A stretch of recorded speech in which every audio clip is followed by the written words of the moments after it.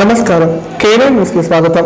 Kamareddy medical కళాశాలను ప్రభుత్వ general ఆసుపత్రిని స్టేట్ హెల్త్ మానిటరింగ్ బృందం తనిఖీ చేసింది. Public health director Ravinder Nayak ఆసుపత్రిలో ఉన్న ల్యాబ్ ఆక్సిజన్ విభాగాన్ని పరిశీలించారు. వైద్య కళాశాలలో సౌకర్యాల గురించి అధికారులను అడిగి తెలుసుకున్నారు. కామారెడ్డి మెడికల్ కళాశాలను స్టేట్ హెల్త్ మానిటరింగ్ బృందం పరిశీలించింది. ప్రస్తుతం ఉంటున్న కళాశాల సౌకర్యాలను పర్యవేక్షించి నిర్మాణం ఉన్న కాలేజీ భవనం, హాస్టల్ భవనాలను త్వరగా పూర్తి చేసి అప్పగించాలని కాంట్రాక్టర్లకు కమిటీ సూచించింది. అనంతరం కమిటీ సభ్యులు కళాశాల ప్రిన్సిపాల్, సిబ్బందితో సమీక్షా సమావేశం నిర్వహించారు. అంతకుముందు ప్రభుత్వ జనరల్ ఆసుపత్రిని స్టేట్ హెల్త్ మానిటరింగ్ బృందం తనిఖీ చేసింది. Public health director Ravinder Nayak ఆసుపత్రిలో ఉన్న ల్యాబ్ ఆక్సిజన్ విభాగాన్ని పరిశీలించారు. అయితే హెల్త్ డైరెక్టర్ టీం ఆసుపత్రిలో తనిఖీ చేస్తున్న సమయంలో ఆసుపత్రి సూపరింటెండెంట్ ఎక్కడా కనిపించలేదు. మధ్యాహ్నం వరకు ఆసుపత్రిలో ఉన్న సూపరింటెండెంట్ మధ్యాహ్నం తర్వాత కనిపించకపోవడంపై విమర్శలు వెలువెత్తుతున్నాయి. హెల్త్ డైరెక్టర్ ఆసుపత్రికి వచ్చినప్పుడు సూపరింటెండెంట్ తప్పనిసరిగా ఉండాల్సి ఉంటుంది. ఆసుపత్రిలో ఉన్న సమస్యలపై వివరించాల్సిన బాధ్యత సూపరింటెండెంట్ పై ఉన్నప్పటికీ ఆమె అందుబాటులో లేకపోవడం చర్చనీయాంశమైంది. ఈ కార్యక్రమంలో అదనపు కలెక్టర్, కళాశాల ప్రిన్సిపాల్ శివప్రసాద్, జిల్లా వైద్యాధికారి చంద్రశేఖర్, అధికారులు పాల్గొన్నారు.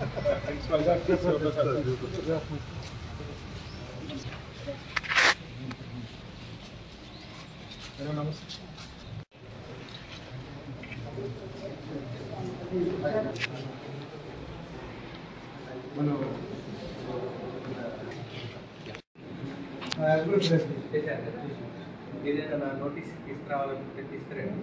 వన్స్ కలెక్ట్ అవుతాం మాట్లాడుకొని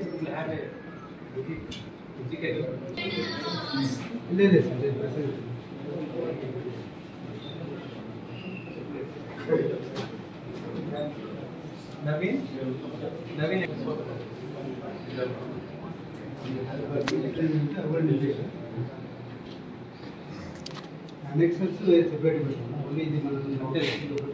ఇది మనం పంపించిన ఒక ఫార్మా కదా.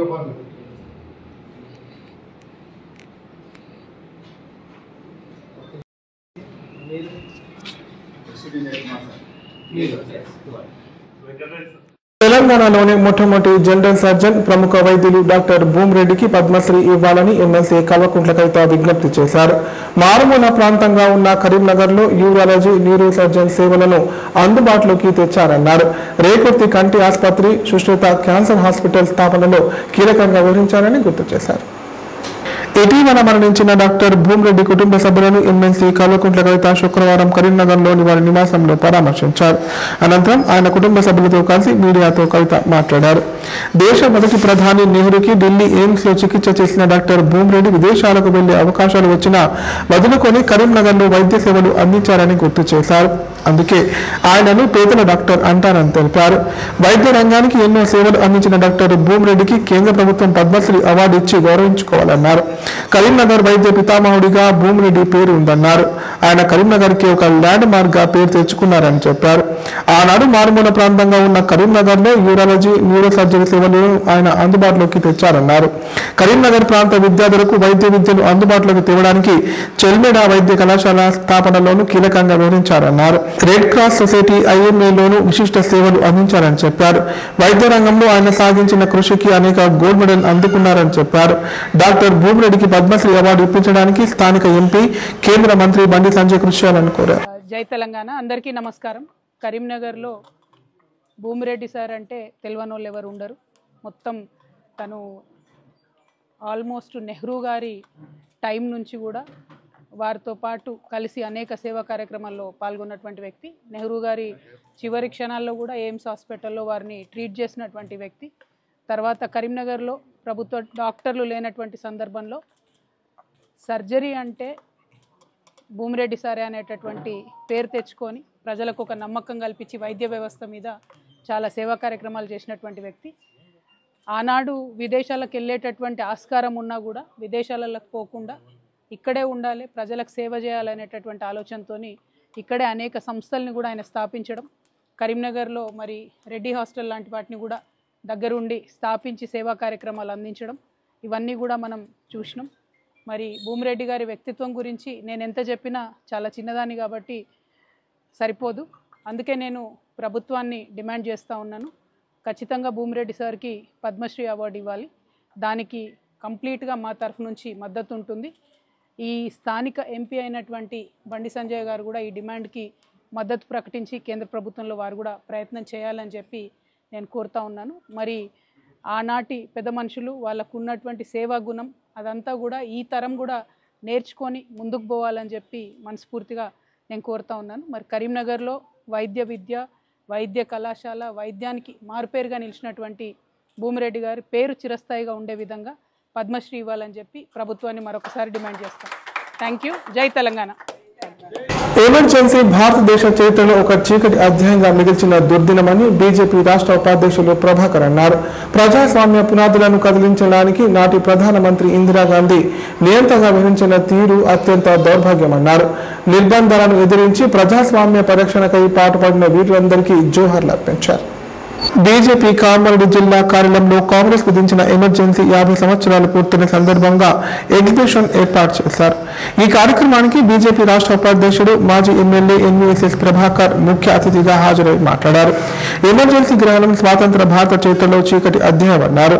ప్రజాస్వామ్య పునాదులను కదిలించడానికి నాటి ప్రధాని ఇందిరాగాంధీ నియంతగా వివరించిన తీరు అత్యంత దౌర్భాగ్యమని చెప్పారు. పౌర హక్కులను కాలరాస్తూ 21 నెలల పాటు సాగిన నియంతృత్వ నిరంకుశ ప్రభుత్వ నిబంధనలను ఎదిరించిన ప్రజాస్వామ్య పరిరక్షణకై పాటుపడిన వీరందరికీ జోహార్లు అర్పించారు. దేశంలో ఇందిరాగాంధీ నియంత్రణ పాలనలో విధించిన ఎమర్జెన్సీకి 50 సంవత్సరాలు పూర్తయ్యాయన్నారు. అనంతరం బీజేపీ గిరిజన మోర్చా రాష్ట్ర ఉపాధ్యక్షుడు కళ్యాణ్ నాయక్ మాట్లాడుతూ జూన్ 15, 1975 ప్రజాస్వామ్యాన్ని పాతరేసి నియంతృత్వం రాజ్యం వెళ్ళిన రోజు అన్నారు. దేశమంతా అధికార దాహమనే చీకటితో నిండిన రోజు, వ్యక్తి స్వేచ్ఛకు సమాధి కట్టి రాజ్యాంగాన్ని హరించిన రోజు అని చెప్పారు. కాంగ్రెస్ పార్టీ విధించిన ఎమర్జెన్సీ ఎత్తివేటకు పాటుపడి జైల్లో మధ్యన ఎందరో మహనీయుల సేవలను స్మరించుకుంటూ రాజ్యాంగ పరిరక్షణకు పాటుపడదామని పిలుపునిచ్చారు.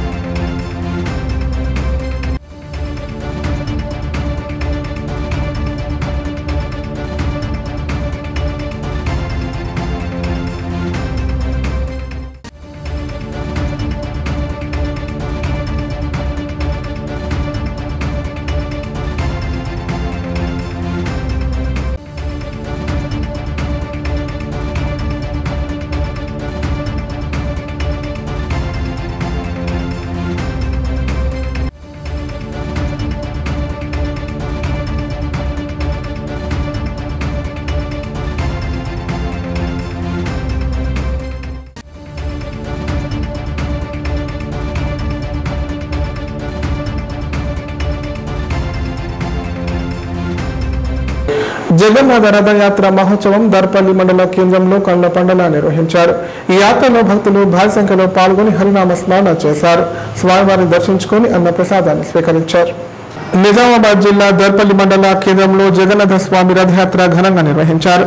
ఒడిశాలోని పూరిలో వెలిసిన జగన్నాథ పుణ్యక్షేత్రం నుండి తెచ్చిన ప్రతిమలను దర్పల్లిలోని గుట్టపైన ఉన్న జగన్నాథ స్వామి ఉత్సవ విగ్రహాలను ఆలయ పురోహితులు అందంగా ముస్తాబు చేశారు. హోమం తదితర ప్రత్యేక పూజా కార్యక్రమాలు చేపట్టారు. భక్తులు అధిక సంఖ్యలో రావడంతో ఆలయ ప్రాంగణం హరినామ స్మరణతో మారుమ్రోగింది. ప్రతి సంవత్సరంలాగే ఈ సంవత్సరం కూడా పూరి నుంచి తీసుకొచ్చిన జగన్నాథుల ప్రతిమలను ఊరేగింపుగా వెళ్తూ భక్తులకు తీర్థ ప్రసాదాలు వితరణ చేశారు.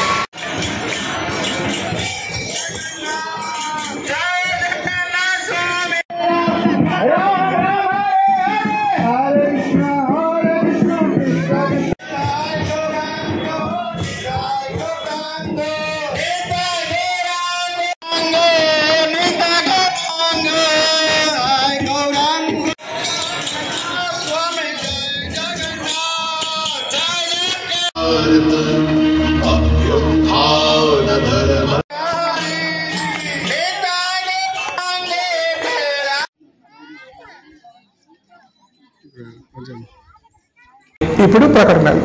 విద్యారంగ దిగ్గజం, సమన్నత విజయాల ప్రపంచం నారాయణ స్కూల్స్. ఇప్పుడు మన కామారెడ్డి విద్యార్థుల్ని గ్లోబల్ లీడర్స్ గా మార్చేందుకు వచ్చేసింది నారాయణ లైఫ్ హాస్పిటల్ కామారెడ్డి. కామారెడ్డిలో 50 పడకల ISO సర్టిఫైడ్ గల ఏకైక hospital life hospital Kamareddy. Aarogyasri, EHS మరియు అన్ని రకాల నగదు రహిత హెల్త్ ఇన్సూరెన్సులు గల ఏకైక hospital life hospital. Aarogyasri card లేదా తెల్ల రేషన్ కార్డు ఉన్న వారికి ఆరోగ్యశ్రీ మరియు ఆయుష్మాన్ భారత్ ద్వారా ఆపరేషన్లు ఉచితంగా చేయబడును. కామారెడ్డిలో కార్పొరేట్ స్థాయి ఖరీదైన వైద్యాన్ని ప్రతి పేద మధ్యతరగతి వారికి అతి తక్కువ ఖర్చుతో వైద్యం చేయబడును. నిజామాబాద్, హైదరాబాద్ వెళ్లవలసిన అవసరం లేకుండా అనుభవజ్ఞులైన వైద్య బృందంచే క్లిష్టమైన ఎముకల ఆపరేషన్లు, ఆర్థోస్కోపిక్, కీహోల్ సర్జరీలు, జాయింట్ రీప్లేస్మెంట్, మోకాళ్ల మార్పిడి, వెన్నుపూస ఆపరేషన్లు మరియు 4 గంటలు అత్యవసర వైద్య సేవలు అందించబడును. మా సదుపాయాలు: అత్యాధునిక operation theatre, laminar OT, ICU, x ray, physiotherapy, DEXA scan, pharmacy సౌకర్యాలు కలవు.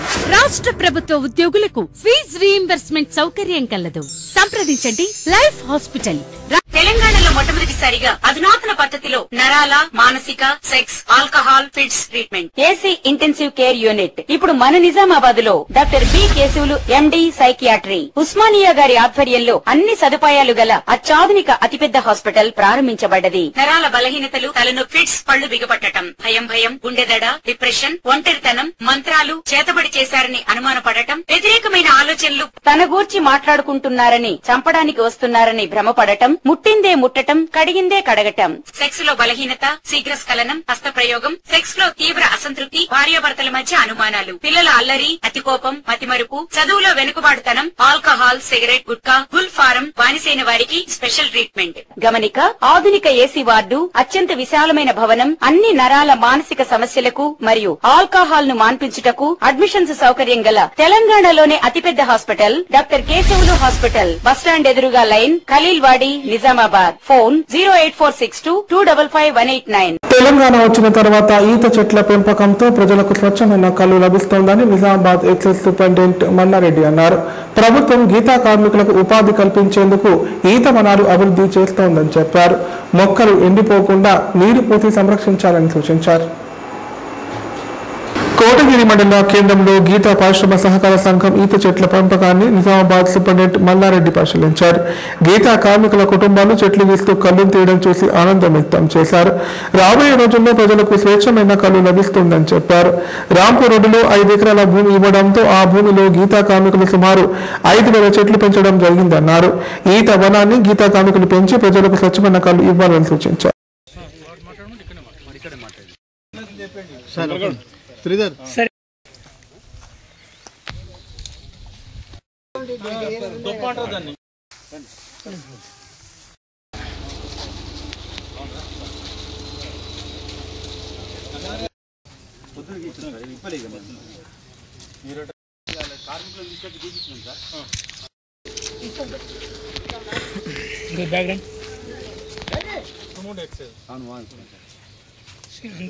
దాదాపు నమస్తే తెలంగాణ అందరికీ నమస్తే తెలంగాణలో ఇప్పుడు బాగా రావాలంటారు కదా, అక్కడ అన్ని రకాల